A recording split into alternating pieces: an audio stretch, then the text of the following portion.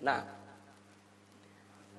jadi kita ulangi. Bagaimana Wahabi melihat ketiga ini? Wahabi membagi tauhid itu menjadi tiga. Ada tauhid. Inilah penjelasan tentang trilogi tauhid Salafi Wahabi, guys.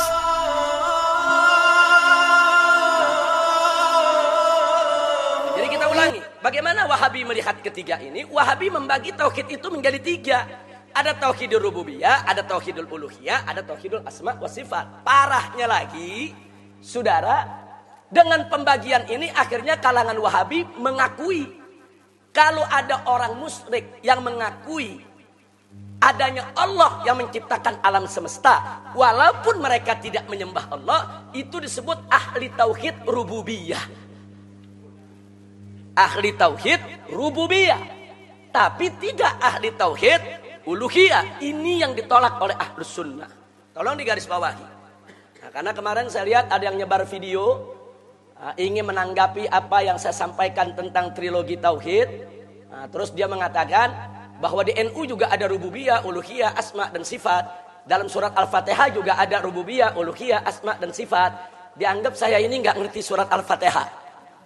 Nah, nanti kita jelaskan saudara, nanti kita jawab. Jadi jangan dipelintir.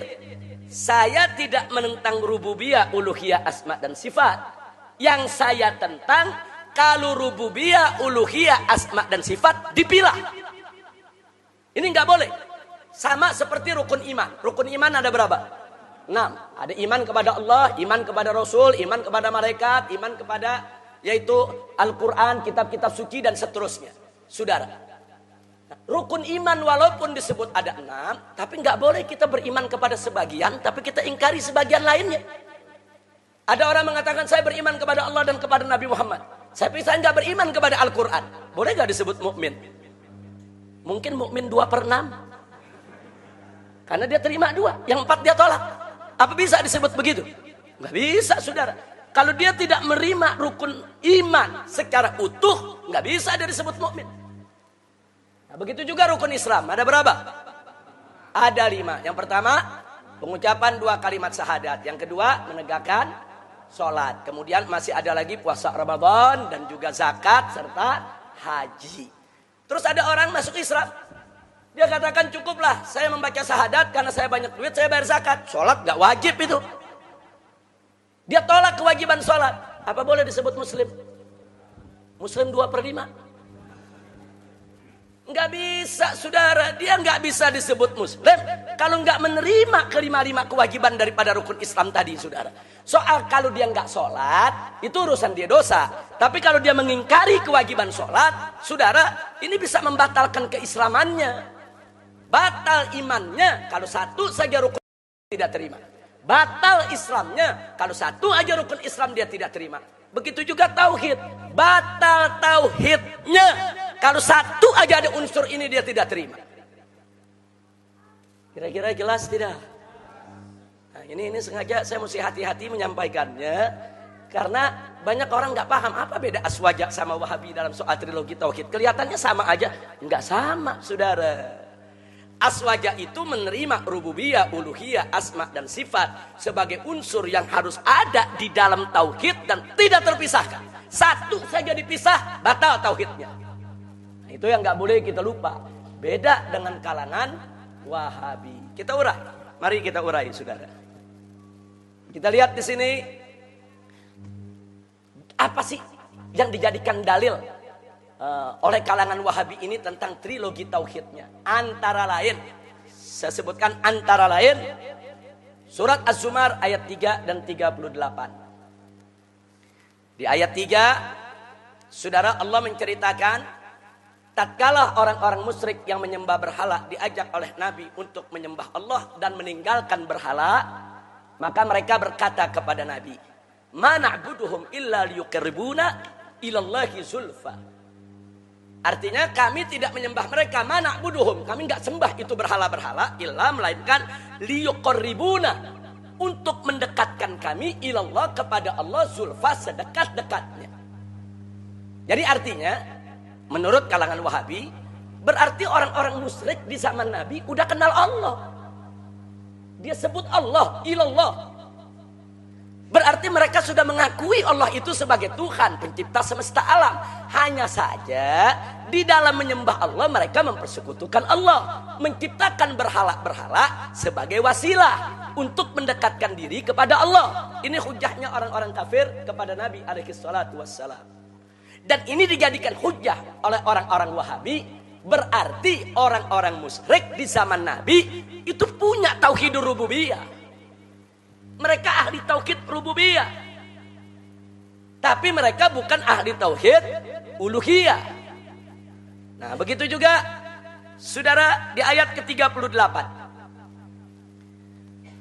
Allah menyatakan kepada Nabi alaihi salatu wassalam dalam ayat ini, wala in sa'alta man khalaqas samawati wal arda la yaquluna Allah. Hei Muhammad, jika kamu bertanya kepada mereka itu para penyembah berhala, man khalaqas samawati wal arda, siapa menciptakan langit dan bumi? La yaquluna Allah, niscaya pasti mereka akan menjawab Allah. Nah, jadi orang Wahabi lebih yakin lagi, berarti orang musyrik di zaman Nabi kenal Allah dan mengakui Allah itu yang menciptakan alam semesta. Hanya mereka mempersekutukan Allah dalam penyembahan. Oleh karenanya mereka patut disebut ahli tauhid rububiyah, karena ada rububiyahnya mereka akui. Cuman saat menyembah Allah, mereka nggak punya tauhid uluhiyah. Ini yang jadi persoalan di sini ya ikhwan. Yang jadi persoalan, orang-orang musyrik ini disebut ahli tauhid. Ini jadi persoalan serius bagi ahli sunnah. Nggak sembarangan. Mari kita lihat selanjutnya saudara. Jadi surat Az-Zumar ayat 3 dan 38 tadi menginformasikan kepada kita bahwa kaum musyrikin di zaman Nabi mengakui akan adanya Allah subhanahu wa ta'ala sebagai Tuhan pencipta alam semesta. Kalau begitu, saudara, mereka adalah ahli tauhid rububiyah dalam pandangan Wahabi. Dan dalam surat Az-Zumar ayat 3 dan 38 tersebut juga menginformasikan bahwa kaum musyrikin di zaman Nabi masih tetap mempersekutukan Allah subhanahu wa ta'ala, sehingga mereka bukan ahli tauhid uluhiyah. Nah, kita sepakat dengan Wahabi, mereka bukan ahli tauhid uluhiyah. Oke, kita sepakat. Tapi kalau mereka disebut ahli tauhid rububiyah, ini persoalan serius karena digarisbawahi oleh Aswaja. Bagaimana kafir disebut ahli tauhid? Ini nggak pernah terjadi. Di zaman ulama salaf kita, orang kafir disebut ahli tauhid, walaupun yang dimaksud hanya tauhid rububiyah. Kira-kira jelas tidak? Ini pelajaran akidah agak ngejelimet sedikit, tapi makanya mesti fokus. Nah, ini perhatikan, tolong fokus betul ini pelajaran ya kawan. Ini yang kita tolak. Nah, jadi jangan dipelintir. Ini ustadz-ustadz Wahabi ini di YouTube dipelintir, seolah-olah yang saya tentang Habib Rizik nggak mengakui rububiyah, Habib Rizik nggak mengakui uluhiyah, Habib Rizik nggak mengakui asma dan sifat. Kalau saya nggak akui, saya udah kafir. Itu kalau nggak ngakui tiga-tiganya udah kafir pangkat 3 itu. Jangan, bukan itu. Saya tidak menentang uluhiyah, rububiyah dan asma dan sifat bagi Allah. Yang saya tentang kalau rububiyah dan uluhiyah dipisah. Akibatnya begini. Ini yang kita tolak. Nggak bisa. Orang kafir disebut ahli tauhid, tunggu dulu saudara. Kira-kira jelas tidak? Baik. Nah sekarang mari kita lihat lagi. Nah sekarang ini implikasi hukum kepada orang musyrik disebut ahli tauhid. Nah sekarang bagaimana implikasinya terhadap muslim yang bukan Wahabi? Mari kita lihat. Kita nih Asy'ari. Asy'ari mengakui akan adanya Allah subhanahu wa ta'ala sebagai Tuhan pencipta alam semesta dan sebagai satu-satunya Tuhan yang berhak disembah. Betul. Menurut Wahabi, kita ini Aswaja, Asy'ari adalah ahli tauhid rububiyah dan uluhiyah. Nah, kita diakui nih sebagai ahli tauhid. Kita semua diakui sebagai ahli tauhid. Tapi tauhid apa? Rububiyah dan uluhiyah. Nah sekarang Wahabi melihat bagaimana akidahnya kaum Asy'ari. Asy'ari tidak mengakui bahwa Allah subhanahu wa ta'ala punya tangan, punya kaki, punya betis, punya wajah, punya mata, serta duduk, lari, naik, turun, dan tertawa seperti makhluk. Asy'ari nggak ngakui itu. Nah, menurut kalangan Wahabi, kalau Asy'ari tidak mengakui ini semua, berarti kaum Asy'ari ingkar terhadap sifat Allah. Karena Allah yang menyebut dalam Al-Quran, Yadullah, tangan Allah, berarti Allah punya tangan. Ainullah, mata Allah, berarti Allah punya mata. Kenapa kaum Asy'ari mengingkari sifat Allah? Kalau kaum Asy'ari mengingkari sifat Allah, berarti kaum Asy'ari termasuk kaum mu'attil. Apa itu mu'attil? Yang meniadakan sifat Allah. Kita disebut mu'attil. Saudara, disebut kelompok yang meniadakan sifat Allah.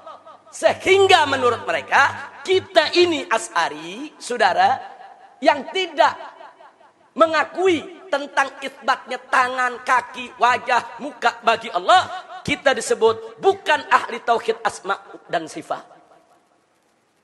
Kesimpulannya apa? Kita bukan ahli tauhid. Aswaja ini Asy'ari bukan ahli tauhid, saudara.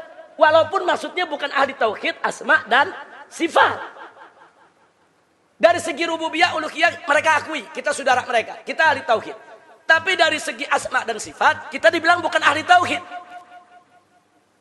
Ini yang membingungkan umat, saudara.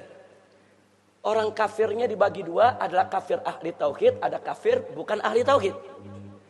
Yang muslimnya dibagi dua juga, ada muslim ahli tauhid, ada muslim bukan ahli tauhid. Ini saya mau tanya ini pembagian semacam ini ulama salaf yang mana yang buat? Saya mau tanya saudara, terus terang. Kafir dibagi dua, ada kafir ahli tauhid, ada kafir bukan ahli tauhid. Muslim juga dibagi dua, ada muslim ahli tauhid, ada muslim bukan ahli tauhid. Saya tanya, bingung nggak? Kalau aswaja simpel, saudara. Kalau dia sudah menyebut la ilaha illallah, nggak melakukan kufrun bawah, dia muslim, dia ahli tauhid, titik. Saudara, kalau dia dia terima rububiyah, tapi dia tidak terima uluhiyah, tetap kafir.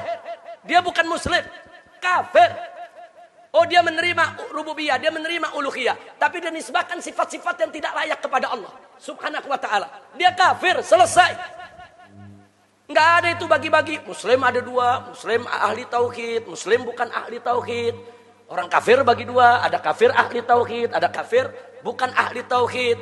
Nah, ini istilah-istilah semacam ini merupakan al-bid'atul kubra, bid'ah yang terbesar sepanjang sejarah daripada umat Islam, saudara. Jadi jangan kalangan Wahabi cuma cerita bid'ah, tawasul bid'ah, tabarruk bid'ah, ziarah kubur bid'ah, memperingati maulid bid'ah, memperingati Isra Mi'raj bid'ah, marhabanan bid'ah. Semua mereka sebut bid'ah. Ini yang mereka lakukan super bid'ah.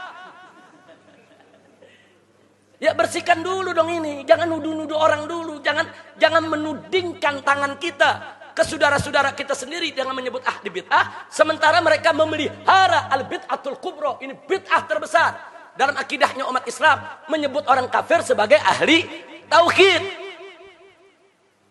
Kira-kira jelas tidak? Ya, kadang-kadang memang ceramahnya, belajarnya mesti ditekan-tekan juga.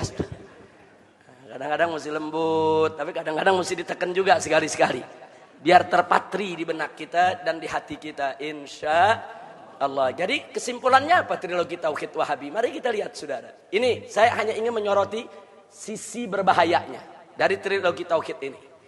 Kaum musyrikin karena mengakui adanya Allah sebagai Tuhan pencipta alam semesta, walaupun tidak menyembah Allah, maka disebut ahli tauhid rububiyah. Sedangkan aswaja walaupun menyembah Allah Subhanahu wa ta'ala, akan tetapi karena tidak mengakui bahwa Allah punya sifat seperti makhluk, maka aswaja disebut bukan ahli tauhid asma dan sifat. Yang musyrik disebut ahli tauhid, yang muslim disebut bukan ahli tauhid. Artinya di sini terjadi pentauhidan kafir dan pengkafiran ahli tauhid.